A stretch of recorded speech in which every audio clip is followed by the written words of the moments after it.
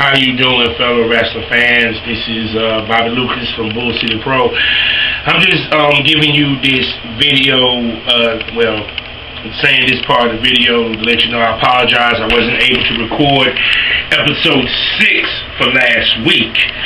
So when you hear me make reference in this video, which is previewing Wrestlecade about episode 6, please forget about it. Don't worry about it. Just ignore it. I had work. I also had adult film work to do this weekend, so I wasn't able to record episode 6. But there will be episode 6 coming this week, which I will preview a lot of stuff that went down. I also will make mention of last week's top 5 as well as this week's top 5, last week's match of the week as well as this week's match of the week. So, but enough said for that. So I want you to sit back and enjoy this preview of the biggest pro wrestling event in North Carolina, Wrestlecade 2015.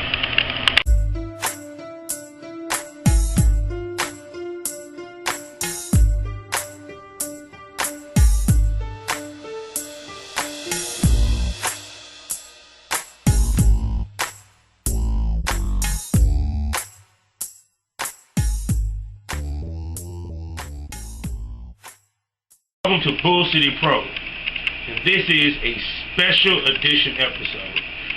I talked to Brian Myers on Facebook. I guess he's had something to do with coordinating or putting together or promoting or running this major event called Wrestlecade, which is going down next weekend, the 27th and the 28th of November in Winston-Salem at the Benton Civic Center.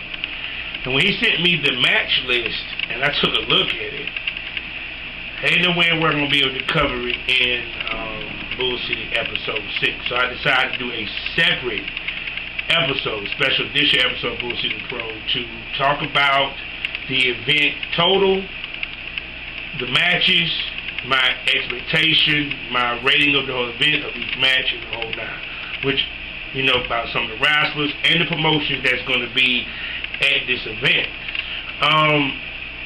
For what I understand, looking it up, Wrestlecade has been around for going on 4 years. And each year it has grown and became bigger. Currently, the Wrestlecade champion, who is the champ for a whole year, and he comes back and defends the title each year, is Matt Hardy. And this year he gets to go one-on-one against the owner and founder of Global Force Wrestling, Jeff Jarrett.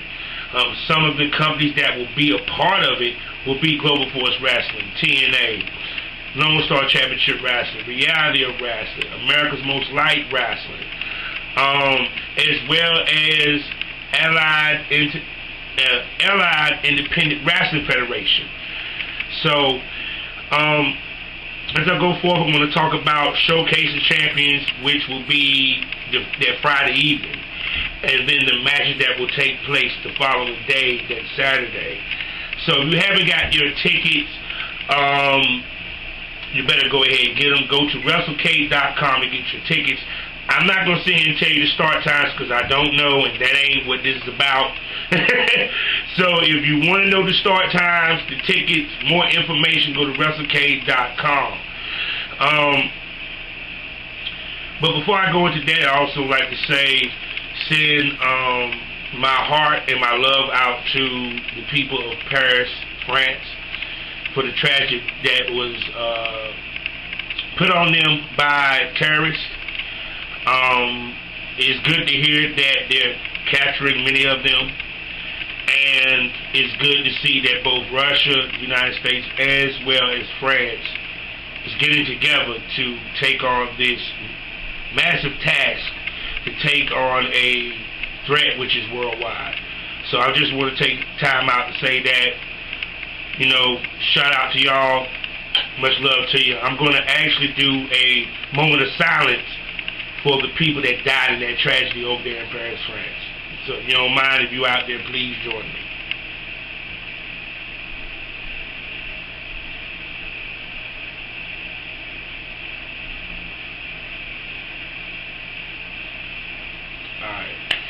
Now, let's get to it, shall we? Now, before I also get started, guys, send out some shout-outs. This weekend, CWF Mid-Atlantic is doing their huge event, Ultimate Survivor. Get your tickets. It's going to be in Gibsonville, North Carolina, the day of the 21st.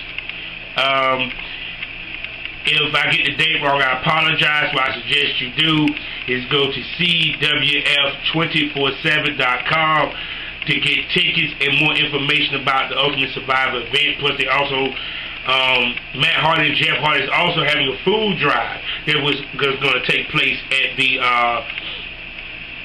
Ultimate Survivor.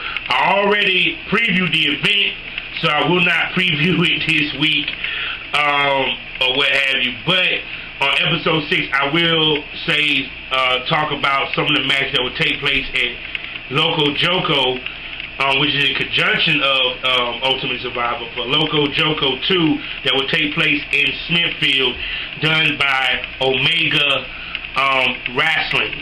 And you can get tickets and more information about that in OmegaLive.com. All the links will be below in the description area. So if you want to find out and you live in the area and you're trying to get tickets, all you got to do is scroll down to the description area of the video, and all the links will be there. Now, let us begin. Well, Wrestlecade begins actually Friday night with the Showcase of Champions. Each organization will have a title that will be on the line. Okay? So, first, what we're going to do is we're going to talk about the matches and rate them, and then I will let you know what I think of the whole event for that night with a rating. So, first, we begin with the AWF World title on the line. As Damian Wayne, the champion, will go against the Mid-Atlantic champion, Lodi. For some of you people that may not know who Lodi is, if you have the WWE Network for $9.99, check out WCW. He's a part of the Flock. He used to run with Raven. He's been a mainstay here in North Carolina, and recently he had a huge match with Damian Wayne in a AIWF Mid-Atlantic event where Damian Wayne won the match, which I will discuss that more in episode 6. Well, they decided to have a rematch. It's going to take place at the Showcase of Champions. So this is for the AIWF World title. Now, Damian Wayne has been a Mid-Atlantic mainstay for a long time. His moveset is very smooth and fluid. I love the fact he does the corkscrew elbow that he got really from Nature Boy Buddy Landale, God bless his soul. Lodi is a very good wrestler. Actually, a more accomplished wrestler now than he was in WCW. That match was very good. So I'm expecting this match to be pretty good, and it's going to be probably way more cranked up because of it. So my anticipation level is always going to be from 1 to 5. 5 being the highest, 1 being the lowest, because I always like 5. I don't like doing 10. So my anticipation level for that match is a 3. I think it's going to be a good match. But do I think there'll be a title change? No. Because Damian Wayne is a very good champion. I'm very surprised that he never got an opportunity to become the NWA World Heavyweight Champion. He's very well traveled in the whole nine, so I think they're going to keep the belt on him, but it's still going to be a good match. Alright? The next match is for the Wildkat Pro Wrestling Heavyweight title. Now, Wildkat is a promotion based out of Louisiana, which is ran by Luke Hawks, and I think a partner. They have been around for a nice long time. They actually have done some work with Reality of Wrestling, who is also on this same slate. So, Shane Taylor apparently must have defeated Booker T's brother. What's his name?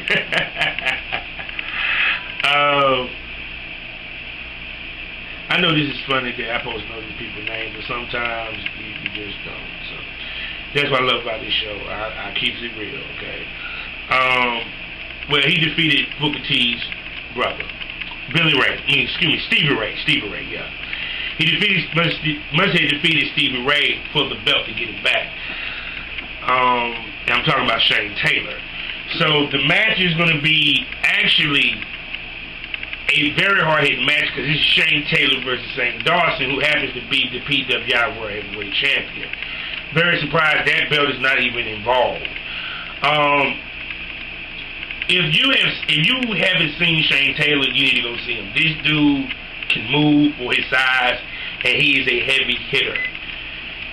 Zane Dawson, if you haven't seen him, trust me, he's a heavy hitter. He's a throwback to the Stan Hansen, Goodnight Blackjack Mulligan. He's physical. He has one of the best lariats in the business. Man, believe me, this match is going to be hard hitting from beginning to end. My anticipation level I was going to be probably a 5 because I know how physical this match is going to be. And believe me, it's going to be physical. My prediction, sorry Zane, but you don't get no more hardware.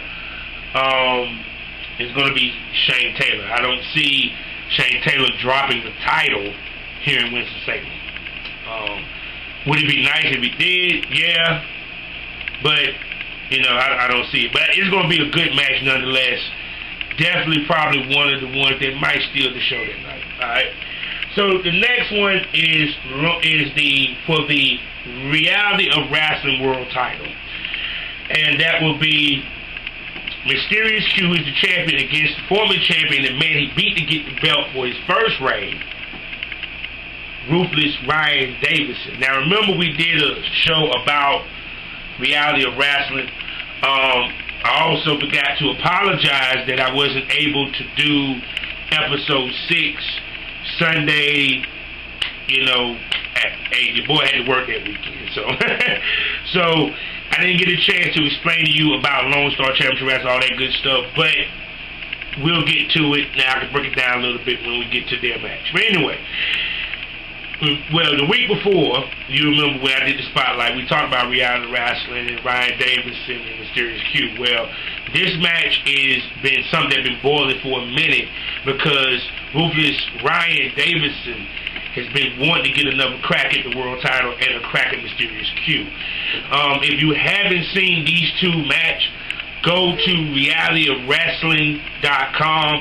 They're on YouTube. Definitely go to their YouTube page and check out the match that they had. That match was awesome that they did in the cage. And I believe this one's going to be definitely just as incredible because you got Mysterious Q. He is like a firecracker, lightning in the bottle. He does a lot of high-flying maneuvers. Ryan, he's like Stevie Ray. I see why they run together. He is I will beat you up, chew you up, spit you out, stop a mud hole in you. He's a physical brawler wrestler that can also go technical with you. So my anticipation would be a 4. My prediction, Mysterious Q keeps the belt. Unless there's a storyline which is going to have Ryan Davison wins it. I don't see the title changing hands necessarily. But who knows? I could be wrong. Alright? Next up is Lone Star Championship Wrestling. Now apparently the Lone Star title must be up for grabs for whatever reason it might be, whether it's because I don't see their champion Scott Summers. Now, for everyone, since I didn't get a chance to explain to you Lone Star Championship Wrestling. Lone Star Championship Wrestling is based out of Houston. It used to be NWA Houston, used to be under the NWA banner. It's ran by Tony Brooklyn. They do shows out of the VFW building in Houston. Their wrestling is darn good. For some of the people that you might have heard that they actually have wrestled there and been a mainstay. Raymond Rowe from Ring of Honor. Jax Dane, the current NWA World Heavyweight Champion. For some of you people, Mike Dale. Zane Taylor wrestles there. Also, Americo's just recently won their junior heavyweight title. You remember him from Traditional Championship Wrestling. And also, they have this one guy named Houston Carson, who is awesome, who's going to be in this match, as well as John Saxton, who is a former champion who lost the title to Scott Summers. Their matches are very good. They actually do have a YouTube channel where you can see some of this stuff. The website is LoneStarChampionshipWrestling.com. You can go there if you're in the Houston area or you have a travel in the Houston area. Check out their show. They give good shows.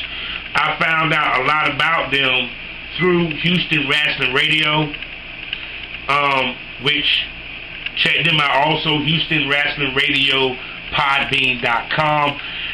They have a show that's up right now. And like I said, Lone Star Championship Wrestling has been a mainstay for a minute, and especially strong in Houston. So now, with that being said, it's going to probably be for the world title, three-way dance, John Saxton, Rajah Singh, and Houston Carson. Now, Rajah Singh, you know him from WWE. I don't feel like trying to figure out what his name was in there. He has been doing a lot of work down in Houston. Very good match in AML against Damian Wayans. His skill set, then you put in Houston Carson. Now, if you haven't seen Houston Carson puts you in the mind of, I guess, shoot, I can't even compare him with nobody, because he's well, they ain't got the big, but he's a big, muscular fella, tall, and he's very agile. He can move very well. And he can get physical. He can get technical with you. Down in Texas, he could be, in some promotions, he's a face, some promotions, he's a heel. Actually, he's a former Lone Star heavyweight champion. Like I said, the match that I've seen him in was against Big Daddy Yum Yum, where he defeated Big Daddy Yum Yum to become champ. I see him in a couple tag matches with Inspire Pro. He's very good. Trust me, he's a physical character, and he has one lethal super kick. So you will see a super kick party when Lone Star Championship Wrestling steps in the ring. The other guy is John Saxton, who was the most recent heavyweight champion for Lone Star Championship Wrestling. This guy wrestles for NWA Elite. He's a mainstay down in Louisiana, the Arkansas, Texas area. I first ran into him from Traditional Championship Wrestling right when there was the New Orleans Fight Club with Steve Anthony. They broke up. With Steve Anthony went to the Empire, and they started a feud with them. John Saxton is that throwback wrestler. He is that physical, no sense, no nonsense, chew tobacco wrestler. His matches get very physical. Believe me on that. I think I saw bits and pieces of the match where he went against Vardell Walker, and man, so trust me on this. This match here is going to be a very physical matchup. Plus, add in the three-way dance scenario is going to be totally awesome. I'm pretty sure that a lot of people are going to be looking at Lone Star Championship Wrestling after this match. My anticipation is a 4. And who I think is going to win, I see Carson become a champ again.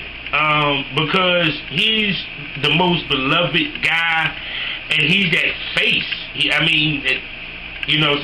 face that can put butts in seats.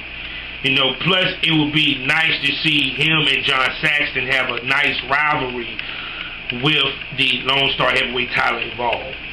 So definitely looking forward to that. I'm telling you this now, you're going to definitely enjoy that match. The next match is going to be Global Force Wrestling, and it's going to be for the next generation title or the next gen title.